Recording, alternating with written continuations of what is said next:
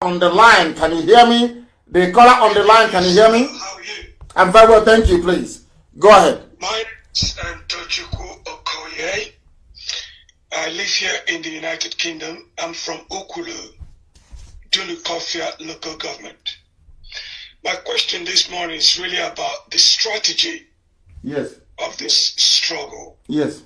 What is your strategy? Because most of the things that we have been hearing for some time now is barely white noise, if I have to be totally honest with you. Please be honest. The honesty is that there is no strategy here. There is no roadmap here. Yes, our people are suffering. Our people are suffering great deal.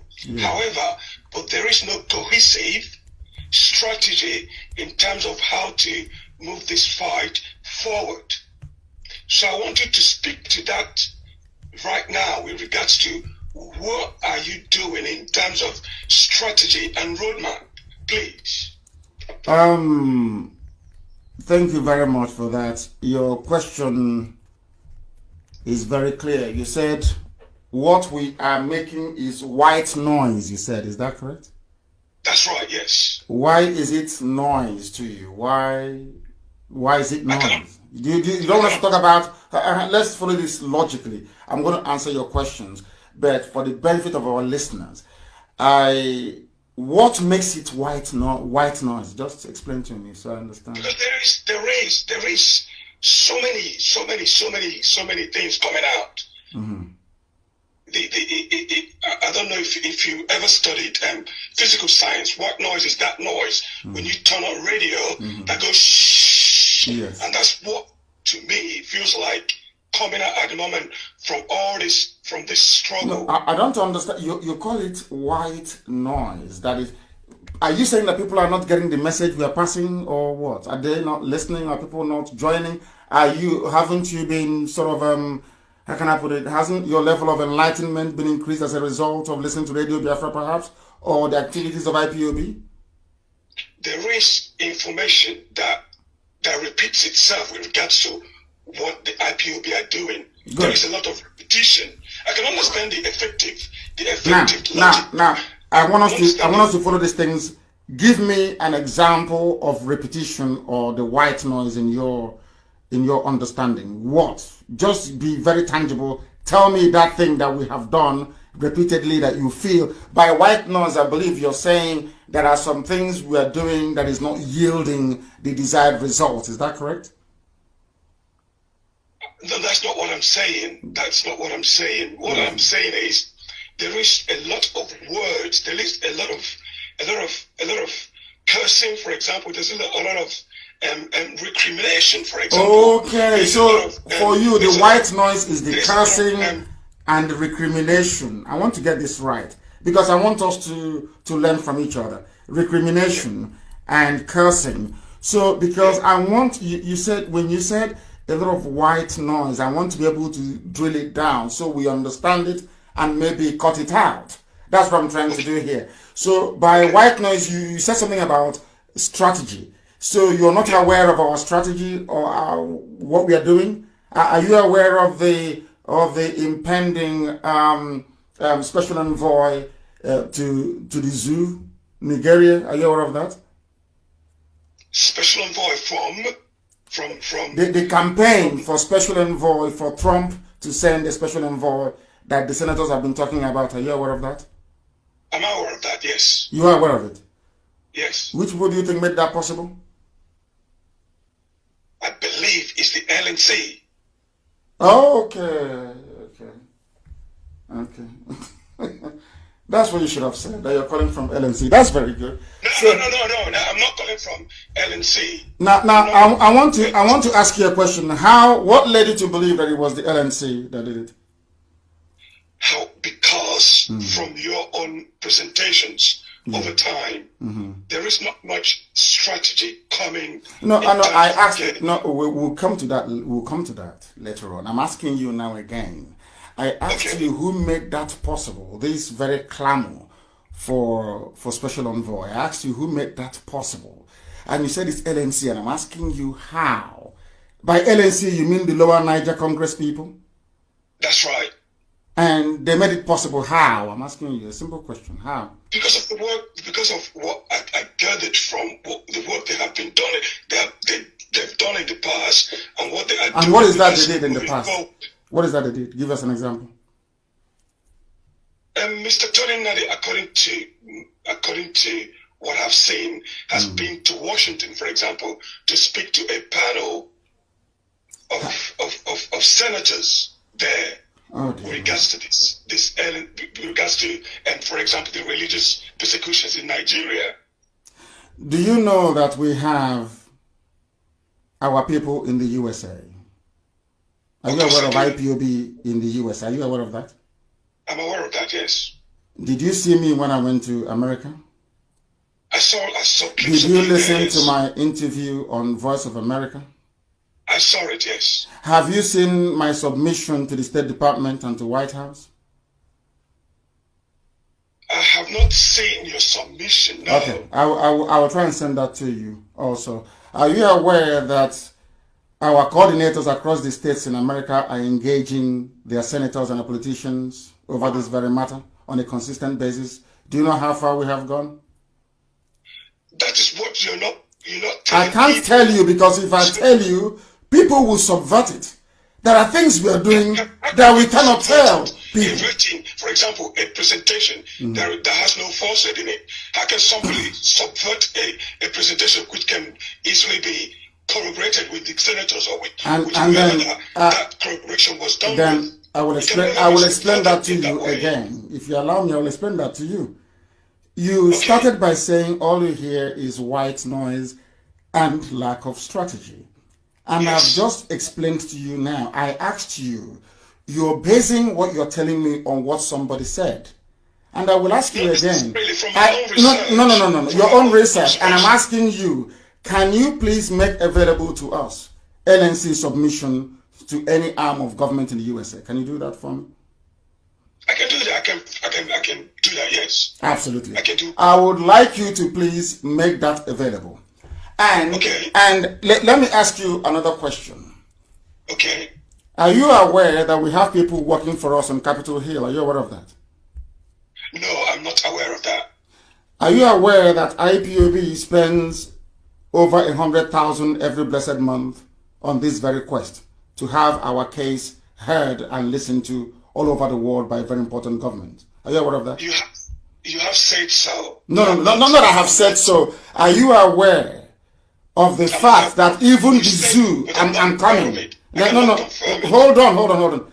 Are you aware that when the new U.S. ambassador to Nigeria took her position, are you aware that she went to Asarok to present her papers? Are you aware of that? Of course. Are you also aware? Hang on. Are you also aware that during the exchange between her and whoever they claim was Buhari, that the mask wearer on that very occasion complained about IPOB and what we are doing? Are you aware of that? Of course, yes, he has to complain. Now I'm coming. Now, if the so-called president of the zoo complained to the U.S. ambassador about IPOB, what does that tell you? It tells me that IPOB, I'm not saying that you're not having... No, I asked you a question.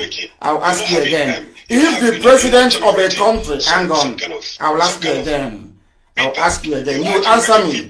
However, my question is... You've not answered my question. The strategy moving forward. No, you have not answered my question. I said to you again, are you aware that, do you know the significance and the importance? Do you think that Nigeria as a country will come out to say that IPOB is giving us problems if we weren't giving them problems?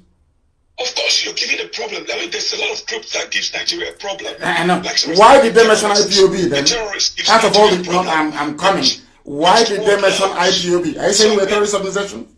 Is IPOB a terrorist organization? No. IPOB is far from being a terrorist organization.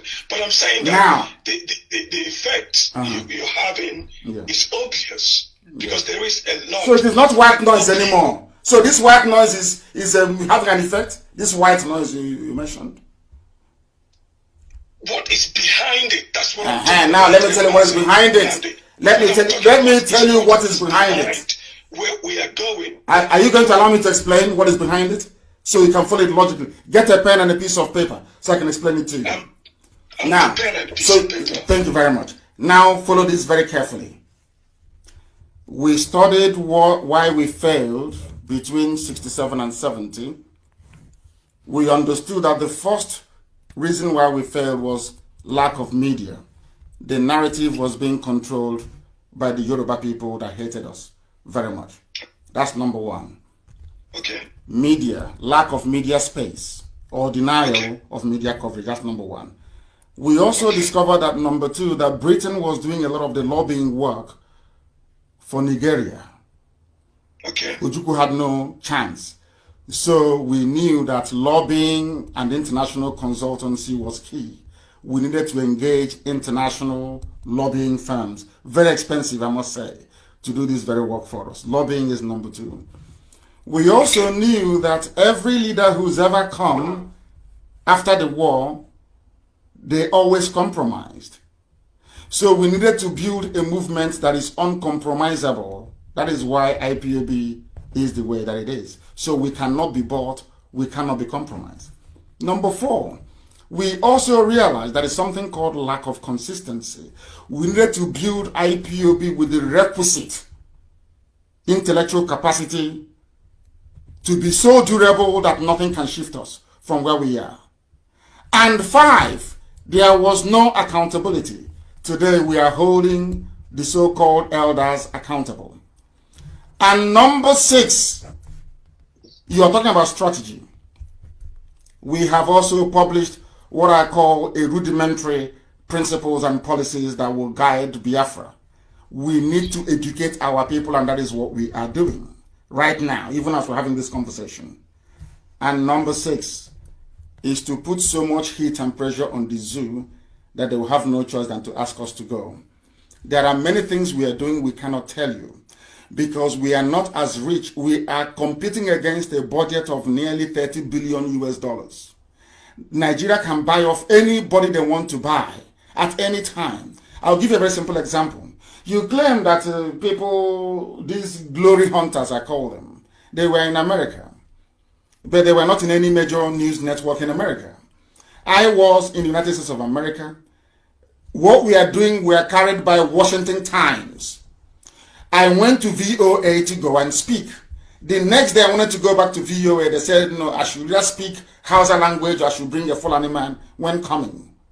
None of these things, from those that want to steal from where they never sold anything, will not tell you this. So our strategy is a very simple one. Today, don't we have a media? In IPOB, Radio Biafra, Biafra Television, don't we have one? Today, is our news being heard all over the world or not?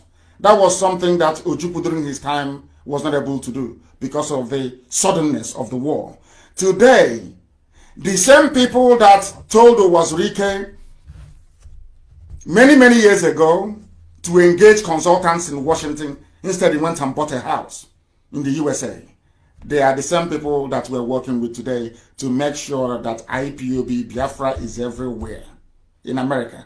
We have the very formidable IPOB family in the United States of America engaging their politicians on a daily basis because every politics is local. If you don't have people talking to the senators and the House of Reps, you are lying and you're wasting your time.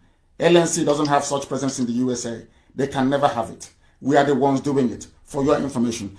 And in terms of building a movement that you cannot compromise, that is what we have done. We've been offered everything. We're not fighting for a new Nigeria.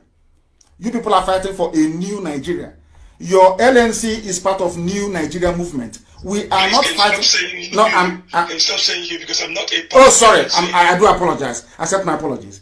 LNC is fighting for new, according to their own literature and documentation. They are fighting for a new Nigeria. We are fighting for Biafra. So there is a very marked difference. I acknowledge what the silent slaughter in Nigeria is doing. It is not NNC, the silent slaughter in Nigeria, which is a pastor in the USA. It is not him. So I don't like these lies when people come, maybe out of envy or jealousy, they begin to lie against people. I was in DC, moving from office to office, from House of Reps building to Senate, every blessed day for 2 weeks. I did it 2 times. I met senators and we discussed. And sometimes in international diplomacy and politics, there are some things that you're told in confidence. You are not allowed to divulge in public. Or else, when you go back again, they will not trust you with very sensitive information. So sometimes people want us to say things that we are doing, but we prefer our actions to speak louder than our words. It was also the same presidency, not once, not twice, not 3 times, that came out and published that it is IPOB that is making their life a misery all over the world. And it is IPOB that is pressing for the special envoy to be appointed. And I want to make this also very clear to you as well. We have a roadmap. It is very simple. And I've said it from the beginning. We educate our people. We consult extensively all over the world. And we are going to have a referendum. And Biafra will be declared. It's a very simple process. It's been there from day one. So when people talk about roadmap, we are the only ones that said define the boundaries of Biafra.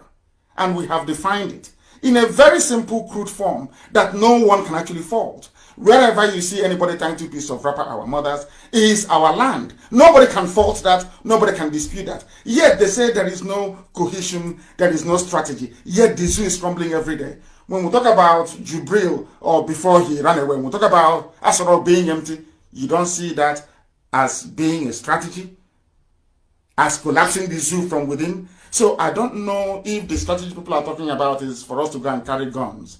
Then they will know there is a strategy. So I'm still at a loss to understand why somebody who is answering Nigeria, new Nigeria movement, can claim anything that has to do with Biafra when there is no single documentation submitted anywhere by these people that you're talking about, by this individual you're talking about, that contains the word Biafra in it. None whatsoever. So I don't know how people can be taken in by blatant lies and misinformation. If there is any single document, please, I'm waiting for you to publish it. And I'm prepared to read it. From top. With regards to that, do you think we as Igbos should be going this alone? Aren't we supposed to take those around us with us? So that what happened in the war wouldn't happen again. Do you want me to tell you how many people? I said it's not many things that we divulge in the public.